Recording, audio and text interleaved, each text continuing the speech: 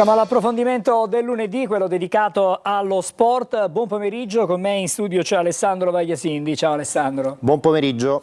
Allora, chiaramente in questo spazio oggi cercheremo di fare il punto, di mettere ordine e già fra poco avremo le prime notizie su quello che sta succedendo di fatto in vista già della prossima stagione. Cominciamo dal Catania. Alessandro è proprio con me per parlare del club del presidente Pelligra. C'è una novità che è maturata, diciamo, negli ultimi minuti di fatto. Sì, è stato comunicato, è stata comunicata la risoluzione consensuale del contratto che legava il direttore sportivo Daniele Faggiano al Catania fino al 30 giugno 2026.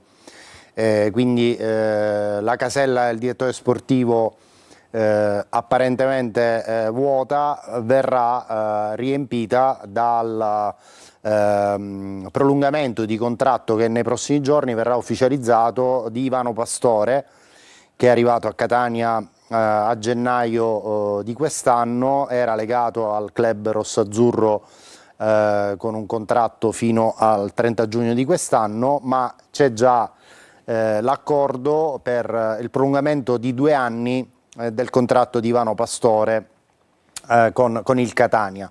Possiamo vedere appunto Quindi nelle immagini Daniele Faggiano che quindi oggi si congeda al Catania. Tra l'altro ci sono le parole di ringraziamento da parte dell'amministratore delegato e vicepresidente Grella nel comunicato che è stato diffuso pochi minuti fa.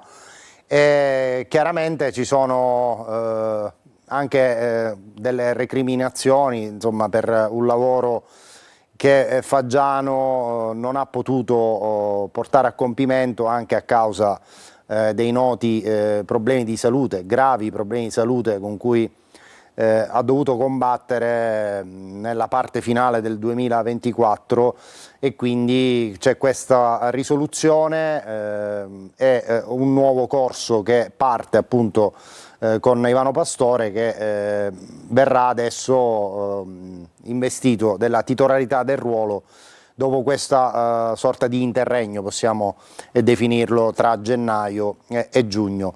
Per quanto riguarda il lavoro che attende Ivano Pastore, la parte più delicata riguarda la cessione dei giocatori che non rientrano nel progetto, quelli che erano già in organico e quelli che tornano dai prestiti. Dovremmo stimare in 14 unità appunto i calciatori. Non è un'operazione facile. E proprio per questo, e anche perché il nuovo direttore sportivo dovrà effettuare parallelamente le operazioni in entrata per i ruoli già individuati dall'area tecnica per potenziare l'organico, proprio per questa esigenza del numero parecchio elevato di giocatori da cedere, il Catania sta pensando e ha pensato di affiancare, solo per la parte relativa alle cessioni, un altro professionista a Ivano Pastore, affinché appunto il lavoro di Pastore non diventi troppo gravoso e non vada in qualche modo a rallentare quella che è l'idea del club di portare al ritiro di Norcia un organico, non dico già definito sia in entrata che in uscita, ma con una percentuale elevata di raggiungimento di questo scopo. Questo, diciamo, è l'idea su cui sta lavorando il Catania in questi giorni. Pelligra in questi giorni è in città, gli appuntamenti sono tanti per quanto riguarda l'agenda del presidente del Catania. Sì. Ce ne sono diversi, riguardano certamente le scelte, una di queste è arrivata, cioè la scelta sul direttore sportivo. Ci sono altre scelte che riguardano la dirigenza, ma riguardano anche gli investimenti da fare. Sì, Pelligra è arrivato giovedì scorso a Catania e resterà in Sicilia fino a mercoledì. In questi giorni ci sono state tante riunioni, sia con la parte dirigenziale del club, era presente anche David Tucker, c'è stata anche una riunione con i dipendenti, una riunione con l'ufficio legale, perché tanti sono i temi ovviamente in agenda che riguardano appunto la ristrutturazione della parte dirigenziale. Sappiamo che c'è già un nuovo direttore generale che dovrà essere presentato alla stampa in tempi brevi, che è Alessandro Zarbano. Oggi sappiamo che c'è un nuovo direttore sportivo, che appunto è Ivano Pastore, e in ogni caso Pelligra ha ribadito senza mezzi termini che la volontà è quella di mettere a disposizione di Grella un budget assolutamente adeguato rispetto alle ambizioni della città, quindi un budget che possa essere propedeutico alla costruzione di un organico massimamente competitivo nel prossimo campionato di Serie C, ma ovviamente l'altro tema caldo è quello che riguarda Torre del Grifo.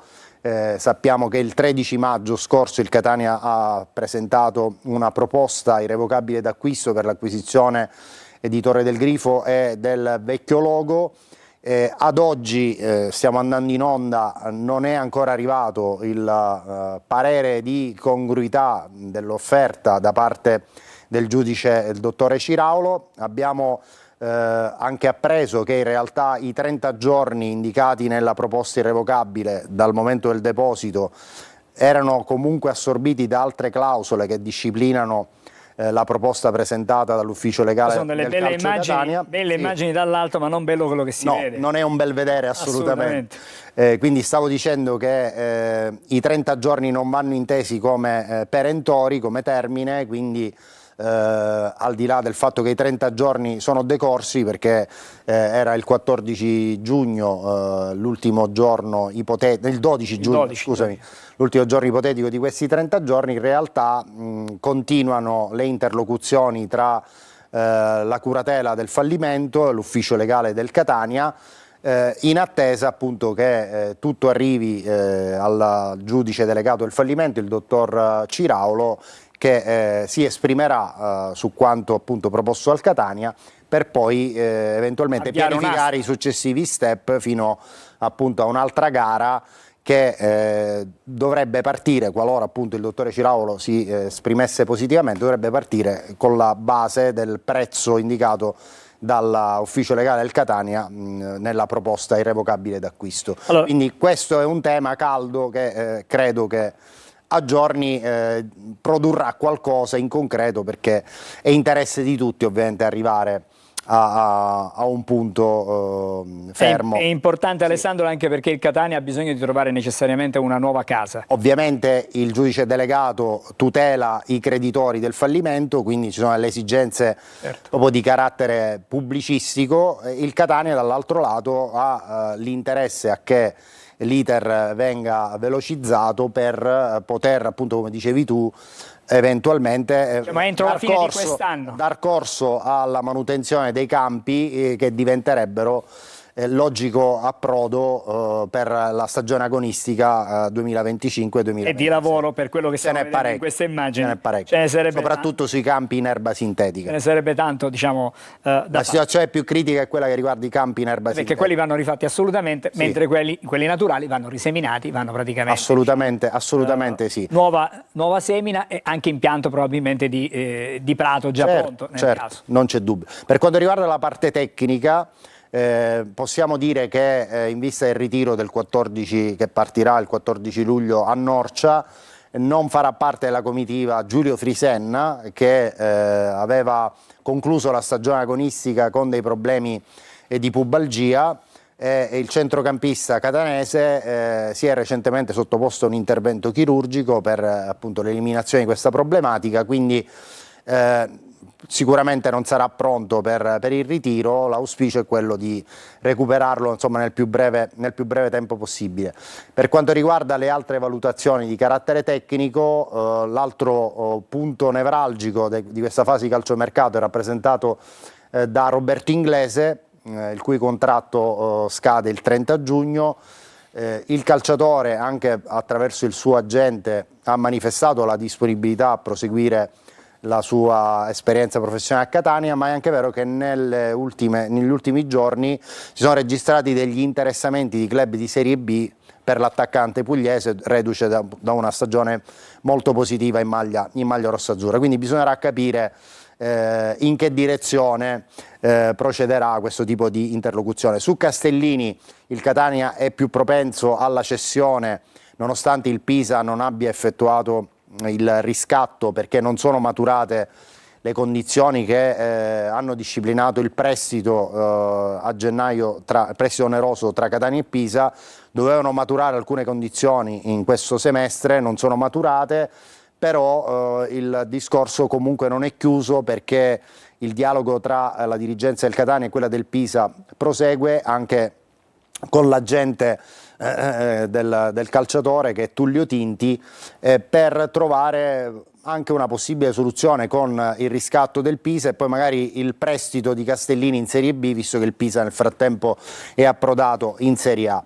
Per quanto riguarda Cicerelli, l'intenzione del Catania è fermamente quello di riportarlo alla base e di farne insomma, uno degli elementi di spicco della prossima stagione, mentre per Cianci sappiamo che la Ternana può esercitare un diritto d'opzione, però da quello che così si percepisce non sembra l'ipotesi più accreditata, cioè che la Ternana eserciti questo diritto d'opzione, quindi è più probabile, diciamo abbastanza probabile, che il calciatore, l'attaccante pugliese, torni al Catania per restarci e far parte dell'organico della stagione futura. Allora Alessandro, diciamo che con il Catania ci fermiamo qui almeno per il momento, adesso avremo un collegamento con Palermo dove c'è già Marco Gullà. Buon pomeriggio Marco. Arriva. Buon pomeriggio a tutti e entrambi. Ciao. Grazie Marco. Allora, lì qualche novità c'è stata anche, mi riferisco all'esonero necessario, obbligato, visto che non c'è stato l'accordo per la risoluzione consensuale del contratto di Dionisi. A questo punto il prossimo passo è l'ufficialità del nuovo allenatore. No, tra l'altro, scusate, il ponte di collegamento c'è tutto perché il procuratore di Castellini è lo stesso di Pippo Inzaghi, che è Tullio Tinti, quindi abbiamo fatto un assist a Marco. Che ci dici Marco? Con Tullio Tinti, insomma, con Tullio Tinti non è mai facile trattare. Diciamo Tinti di nome e di fatto, al di là della sua professionalità. Inzaghi arriverà, insomma, Inzaghi ormai è virtualmente, insomma, il nuovo allenatore del Palermo. La firma, o meglio l'ufficialità, la fumata bianca potrebbe arrivare entro la giornata di domani. L'ultimo tassello per completare un po' il puzzle è quello che è arrivato ieri con l'esonero di Dionisi. Perché si è tardato così tanto? Perché comunque il Palermo sperava di trovare un accordo di rescissione con Dionisi che non è arrivato. Allora a quel punto si è pensato all'esonero e si è ovviamente concretizzato appunto l'esonero.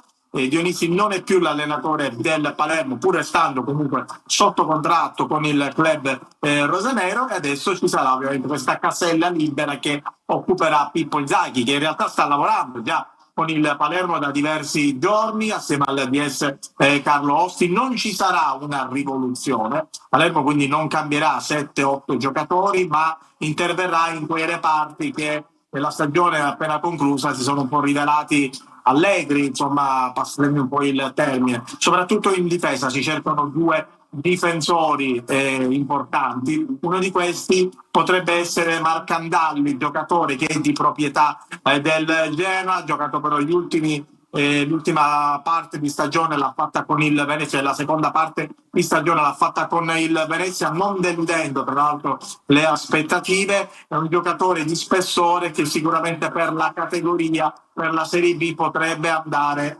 bene. E poi si penserà anche all'attacco dove ci sono giocatori di un certo livello come Brunoro e poi Giampaolo, però attenzione perché Palermo vorrebbe irrobustire ulteriormente questo reparto con l'arrivo di Borrelli. Perché Borrelli? Perché comunque questo calciatore del Brescia, che ha tanto mercato, è un giocatore che ha sempre insomma ravvivato un po' l'interesse dei rosanero. Anche a gennaio si parlava di Borrelli, poi il Palermo virò su Poyampalo, ma il Brescia, ormai essendo virtualmente fallito, potrebbe rappresentare la chiave di svolta per tante società. In questo caso il Palermo potrebbe pensare a Borrelli, a prenderlo appunto a parametro zero. Occhio a tutte le opportunità, le possibilità che si potrebbero aprire con il fallimento del Brescia. Si pensa anche a Galazzi, giocatore che è molto molto interessante. E poi c'è il ruolo del portiere. Palermo ha bisogno di un portiere, pur avendo insomma in roster giocatori come Gomis,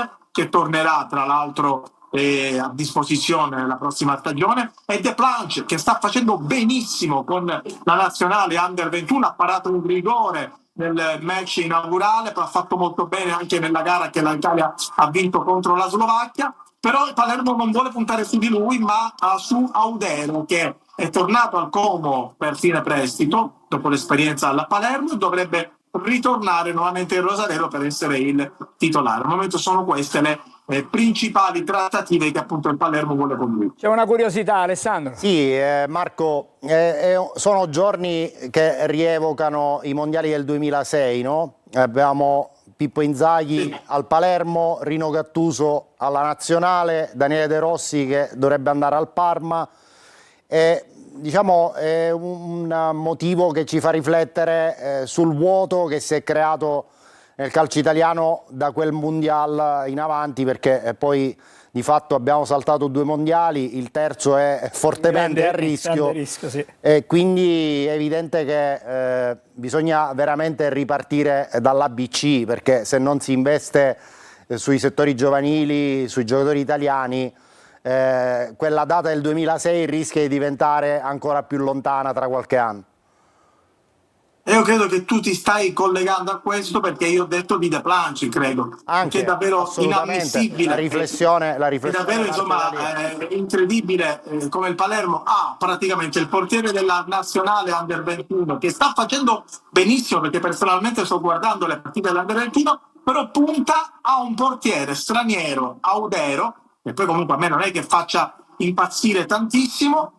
Tra l'altro, oltre, credo che abbia tra i 31 e i 32 anni Audero, quindi lascia stare un giovane che è davvero un giovane promettente come De Planchi per puntare su Audero. Io credo che uno dei problemi principali del calcio italiano sia proprio questo, quello di non dare fiducia ai nostri giovani, come Camarda, che al Milan insomma fa panchina, ha giocato pochi minuti, ma quando gioca in nazionale fa cose incredibili. O lo stesso Pio Esposito, che insomma l'Inter non ci ha puntato, è in Serie B, fa sfracelli.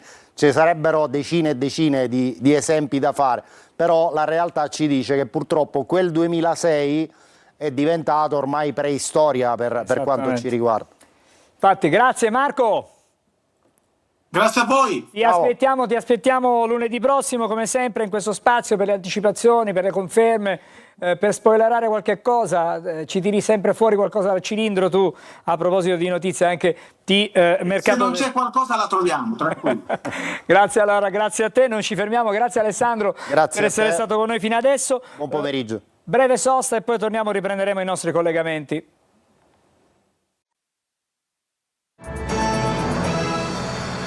Eccoci, siamo di nuovo insieme, adesso andiamo a Trapani da Franco Cammarasana. Buon pomeriggio Franco. Buon pomeriggio Angelo. Allora Franco, con te parliamo di Trapani, calcio, ma parleremo anche ovviamente di basket. Cominciamo con il calcio, esatto. Cominciamo con il presidente Antonini che esatto. in qualche modo è felice e contento di avere comunque iscritto entrambe le sue squadre ai campionati di appartenenza. L'impegno principale della società, la società ha presentato tutta la documentazione sia per quanto riguarda l'iscrizione della squadra di calcio che per quella di pallacanestro, ha concordato con l'ufficio delle indagini. Scusami, ma c'ho l'audio che non è perfetto. Ecco. La rateizzazione dei PIPF e quindi ha potuto iscrivere la squadra al campionato. Adesso in attesa però della sentenza che probabilmente avverrà venerdì prossimo dell'appello della Franco, scusami. Non riusciamo a sentirti perché l'audio va a singhiozzo, abbiamo qualche difficoltà nel riceverti. Vediamo di vederti, sì, di sistemarlo. Di sistemarci e fra qualche minuto ci ritroviamo. Andiamo intanto da Sergio Colosi a Messina, perché la situazione a Messina certamente è più complicata da quelle parti, più che altro si discute nelle aule di tribunale in questo momento e poi cercheremo di capire quale sarà effettivamente, quando decideranno in tribunale, quale sarà il campionato di appartenenza del Messina. Buon pomeriggio Sergio.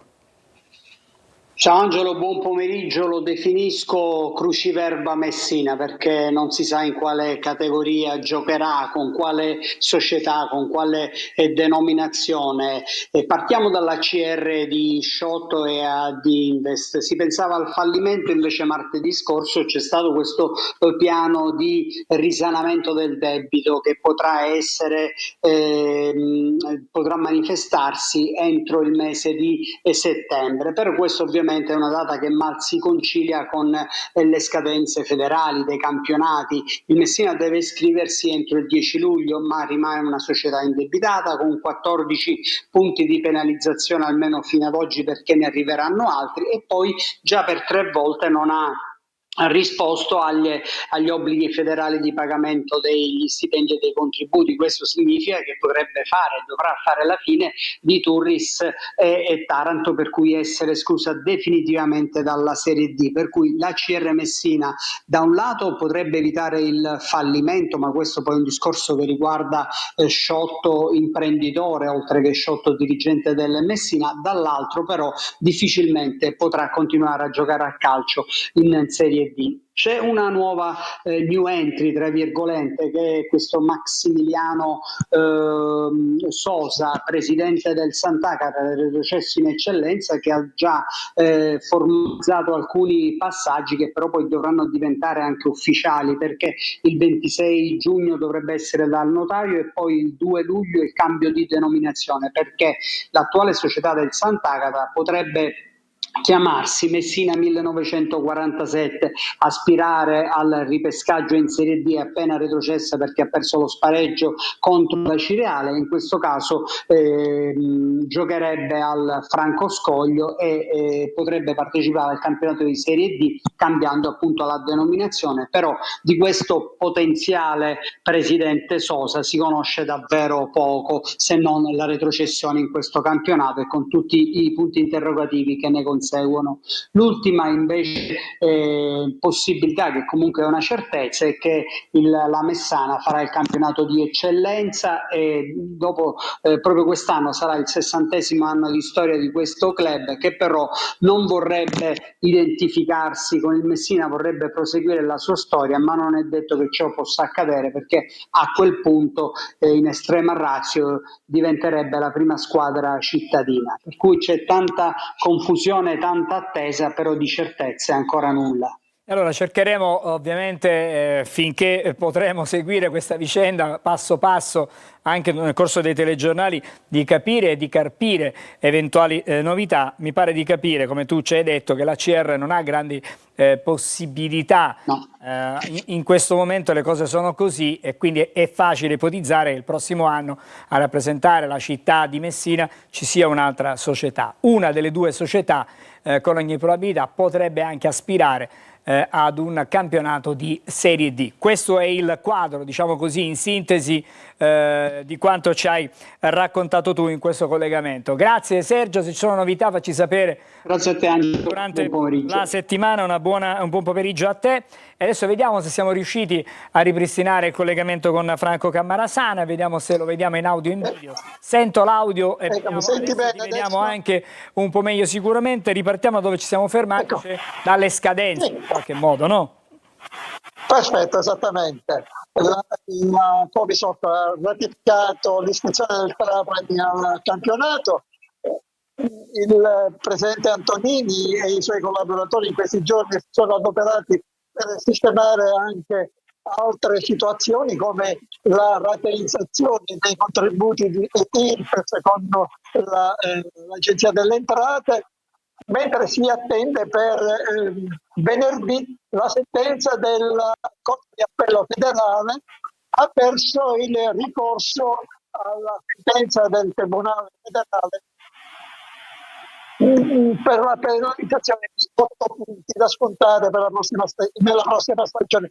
Questo a seguito perché si è rivelata infruttuosa l'operazione che vede il Trapani inquisito in un certo senso, perché la società di Milano a cui si era affidato per pagare questi contributi mediante l'acquisto di crediti d'imposta si è rivelata insolvente. La Procura della Repubblica di Brescia, tra l'altro, nei giorni scorsi ha aperto una inchiesta che vede coinvolti 24 soggetti in tutta Italia. Praticamente è un'operazione che vede appunto coinvolti tanti soggetti, una inchiesta relativa alla commercializzazione di crediti d'imposta inesistenti. È tutto fermo o quasi per quanto riguarda invece la prossima stagione. Io penso che sarà tutto collegato all'esito della sentenza di venerdì prossimo della Corte d'Appello federale. Ti volevo chiedere qualcosa in un minuto, parliamo anche di basket, perché la stessa penalizzazione non così pesante è arrivata anche invece 4 punti. Esattamente 4 punti per la società di pallacanestro del presidente Antonini. Anche lì il presidente Antonini ha fatto ricorso. Intanto le ultime novità sono quella di stamattina, la rescissione del contratto con il tecnico Andrea Diana, che quest'anno faceva il vice allenatore a Repesa, ma che è stato l'allenatore che ha portato praticamente Trapani della Serie A2 in Serie A1 lo scorso campionato. Quest'anno faceva il vice a Repesa e adesso ha firmato con la Virtus Livorno, società di Serie A2. Lui fra l'altro è un livornese, quindi gioca in casa, ecco. E poi l'altra notizia importante, la partenza del pivot Chris Horton alla volta della Real Venezia, con il quale ha firmato un contratto biennale, e lì dovrà impegnarsi, perché non sarà facile sostituire un pivot che è stato tra i protagonisti di questa stagione agonistica. Grazie Franco, ci fermiamo qui per questo lunedì, ti aspettiamo la prossima settimana. Intanto auguro a tutti il buon pomeriggio, torniamo con gli approfondimenti sportivi come detto lunedì prossimo. Intanto vi lascio ai programmi della Rete.